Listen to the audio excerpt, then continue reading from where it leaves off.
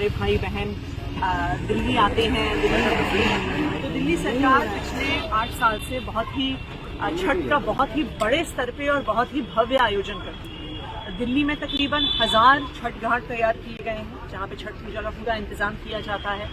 जहाँ पे आप देख सकते हैं यहाँ पे पीछे एक तालाब बना हुआ है। इसी तरह से अलग अलग लोकेशंस पे तालाब का इंतजाम होता है, टेंट्स का इंतजाम होता है, सिक्योरिटी का इंतजाम होता है कि दिल्ली में हमारे जो पूर्वांचली भाई बहन रहते हैं वो खुशी के साथ, सुकून के साथ छठ के त्योहार में हिस्सेदारी।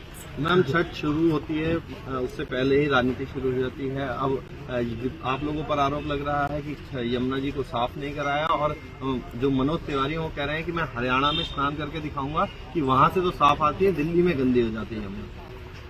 देखिए, सबसे पहले तो दुख की बात यह है कि जहां पर भारतीय जनता पार्टी की खुद की सरकारें हैं वहां पर तो वो छठ का कोई भी आयोजन नहीं करते। मनोज तिवारी जी खुद पूर्वांचल से हैं। क्या जहां पे जिस ईस्टर्न यूपी के हिस्से से वो आते हैं, क्या वहां पे बीजेपी की सरकार कोई भी छठ का आयोजन करती है?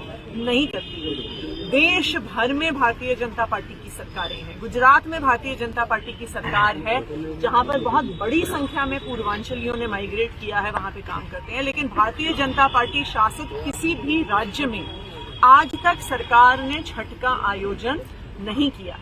जब भारतीय जनता पार्टी दिल्ली में भी एमसीडी में सरकार में थी तो उन्होंने छठ का कोई आयोजन नहीं किया। अरविंद केजरीवाल जी की ही सरकार है जो पूर्वांचलियों को दिल्ली का एक अभिन्न हिस्सा मानती है। इसलिए केजरीवाल सरकार ने हमेशा ही छठ का आयोजन किया है।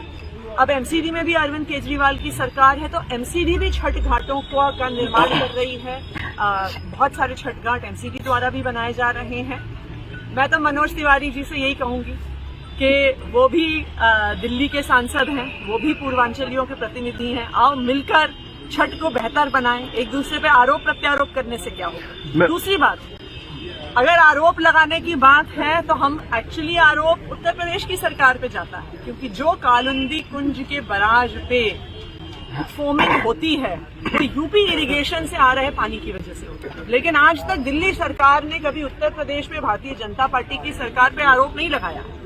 हम वहां पे जो भी पोल्यूशन होता है उसको साफ करने का इंतजाम करते हैं, क्योंकि हमारा ये मानना है कि सब लोगों को मिलकर काम करना चाहिए और भारतीय जनता पार्टी भी उसी स्पिरिट में काम करे तो देश के लिए। लेकिन उस फोमिंग को खत्म करने के लिए क्या कुछ काम किए जा रहे हैं? क्योंकि अब 2-3 दिन बाद छठ का उस फोमिंग को खत्म करने के लिए ऑलरेडी दिल्ली जल बोर्ड ने छिड़काव शुरू कर दिया है। कई food grade FDA approved chemicals हैं, एंजाइम्स हैं जिनका पहले भी प्रयोग किया जा चुका है। बड़े स्तर पे डीफोमिंग का काम शुरू हो गया है। ऑलरेडी कई सारी नावों के माध्यम से ये स्प्रेइंग शुरू हो गई है।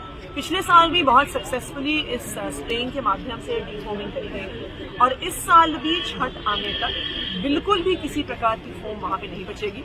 लेकिन मेरा यूपी इरिगेशन वालों से भी आग्रह है उत्तर प्रदेश की सरकार से कि वो ऐसा पोल्यूटेड पानी ना भेजें अपने कनाल से जिसकी वजह से दिल्ली वालों को परेशानी। मैम, एग्जैक्ट नंबर क्या है छठ घाट का? क्योंकि दिल्ली सरकार हर साल तैयारी करती है, तो एग्जैक्ट नंबर क्या है और वहाँ पर तैयारियां कैसे चल रही है? देखिए, दिल्ली सरकार के तकरीबन 1000 छठ घाट हैं जहां पर तैयारियां चल रही हैं। तैयारियां छठ के पिछले दिन तक पूरी हो जाएंगी। इसमें तालाब शामिल है। कई जगह पे पक्के तालाब हैं, जैसे जिस साइट पे आज हम खड़े हैं। कई जगह पे कच्चे तालाब बनाए जाते हैं।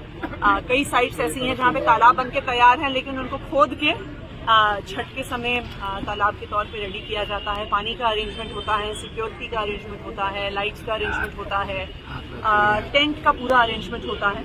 और दिल्ली में तकरीबन 100 जगह बहुत अच्छे हमारे कल्चरल प्रोग्राम्स भी दिल्ली सरकार के माध्यम से, मैथिली भोजपुरी अकेडमी के माध्यम से छठ घाटों पे मैम, एक मांग की जा रही है कि ड्राई डे घोषित किया जाए छठ वाले दिन, और हर साल दिल्ली सरकार छुट्टी भी